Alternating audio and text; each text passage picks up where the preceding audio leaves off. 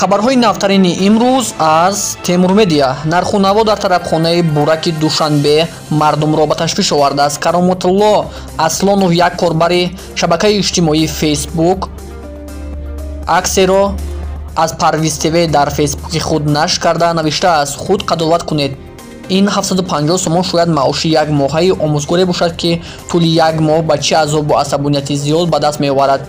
ё шояд маоши табибе, ки дар беморхона ва ё каси дигаре. Аммо ин 715 сомон маблағи як вақт хӯрок барои 2 нафар будааст, ки фикр мекунам барои омӯзгоре ва ё табибе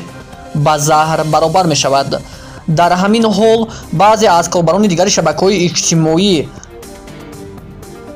чекҳое ки ё расидҳое ки аз ин тарабхона тӯли имрӯз гирифтаанд бознашр карданд ва аз ҷумла соати 9:14 ин субҳ нафаре ки меҳмони шашуми ин тарабхона буд, як аксеро гузоштааст, ки дар он Касир Ҳакимова Ҳусния ва пешхизмат Шоҳимардонов Шоҳрух будааст ва хӯрокҳое ки аз ин ҷо дастрас шудааст чунин будааст, ки як чойи туркӣ 10 сомон, табули 30 сомон, дална виноградных 30 сомон ва салати оливе, ки маъмулан дар дигар чойхонаҳо он 10-15 сомон аст, инҷо 30 сомон, зелёни чой 10 сомон арзиш доштааст ва нархи як мохито 25 сомонӣ буда, дар ин ҷо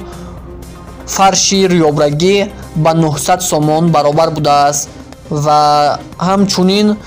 нархи як оби сиёмаи 0.75 15 сомон арзиш доштааст ва дар маҷмӯъ ин мизоҷ зиёда аз 1735 сомонӣ дар ин ҷо нишастааст, ки ҳаққи хизмати он 173 сомон ва ҷамъ 1908 сомониро ташкил медиҳад.